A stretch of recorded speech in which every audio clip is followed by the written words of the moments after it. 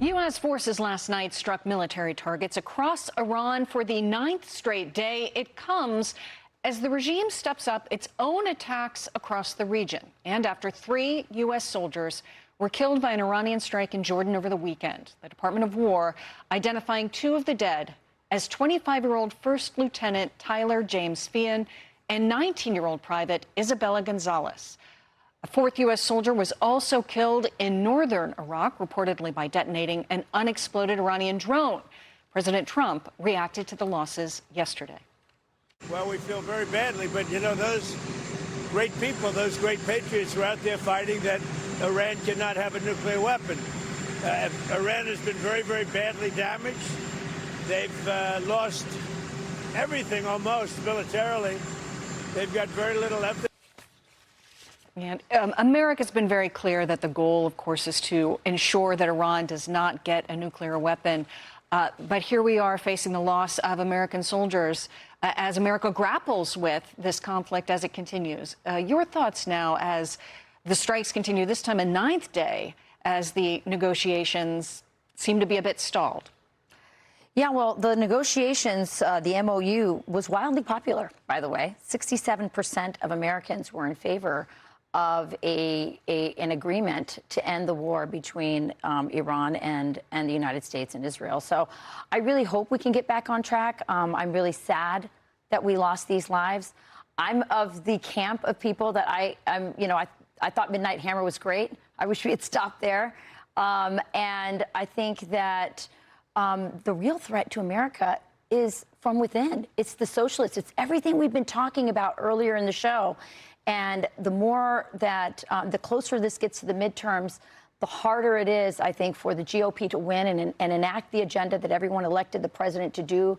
And I'm really hoping that we can move towards negotiations. That maybe, you know, the loss of this life might be a break in some way, and we can get back to that.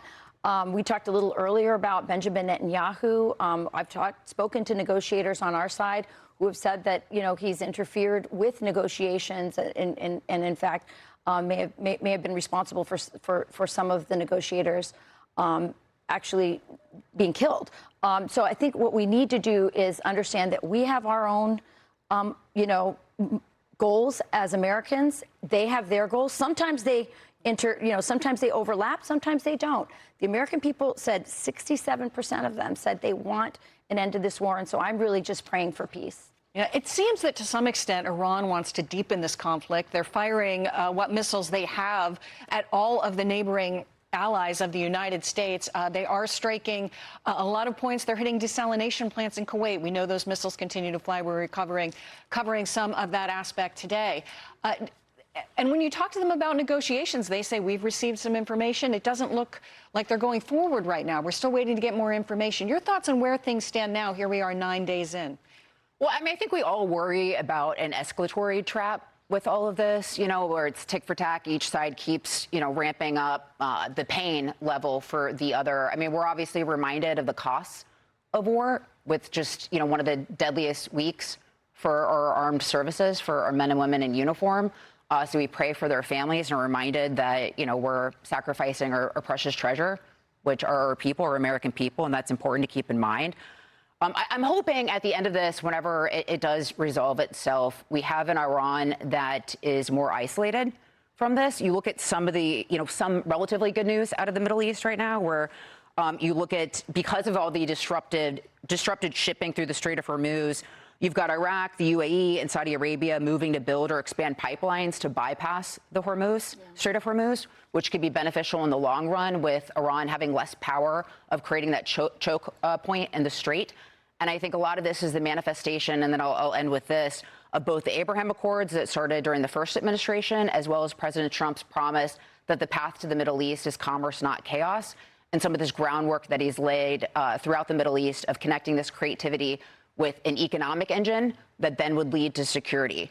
So we'll see if it continues to play out, but just wanted to point that out as well. And so much of the commerce, so much of the sticking point in this goes in the Strait of Hormuz. Marco Rubio, Secretary of State, saying today the United States will continue to do what it needs to do to protect global shipping, but other countries need to step up. Right, and there's other countries. So this tragic incident, and these two service members are heroes, and we mourn them as such. They're on the front lines of the war. Why? Because Iran is continuing to fire missiles and drones. They have far fewer than they did months ago, but they're still firing what they have at places like Muwafaq Air Base in Jordan, at Ali Salem in Kuwait. That's the base from which we launched the invasion of Iraq in 2003. They have a long memory. They are hitting that with everything. But they're not just hitting the bases that we have. They're also hitting, as you pointed out, Molly, the desalination plant. Over the weekend, they hit a power plant. They want to hit the petroleum structures. And you have in Bahrain, the fifth fleet, they're hitting Bahrain. They're hitting Al Udeid in Qatar. They're hitting everything. And what's that doing? It's strengthening and stiffening the resolve of those Gulf nations, as Lisa pointed out, that ultimately would love to see the Abraham Accords expand. It's leading their resolve against Iran, and the president's resolve will not be deterred, which the administration has made very clear in making sure that while they're firing fewer missiles, eventually they're going to be able to fire no missiles. And Harris, final thoughts. Well, of course they're going to hit what they can hit. Our military bases, the two big ones there in the Middle East, and military personnel around the region. They've been doing that. That's actually not new to this war. And of course, now what is new is hitting our allies, our partners, if you will, in this mission. Not all of them were allies and partners in the past, but they're all in right now because they need us to protect them. Our protection zone, I said this last hour, has gotten bigger now because they don't have a military like ours. But the reason that they're doing that is because they can't hit anything else. And the only thing that we have to watch now, and I've talked with a lot of military experts on the Faulkner Focus about this, our southern flank. We know, good reporting, that there are people from Iran on the ground in Cuba practicing and training on those drones. And they've got anywhere from 100 to 300 of them. They could do a lot of damage on our southern flank. So not just the military, the armada that we sent down there to go get Maduro, but also just our military in the region there and our country inside cells that might be here. This is war. It's back on, and we need to act appropriately. But can they reach us the way they could, or anybody with a nuke? Not right now, and that's the goal. Be sure to like and subscribe for all the Fox News latest on YouTube, and catch full shows streaming now on Fox One.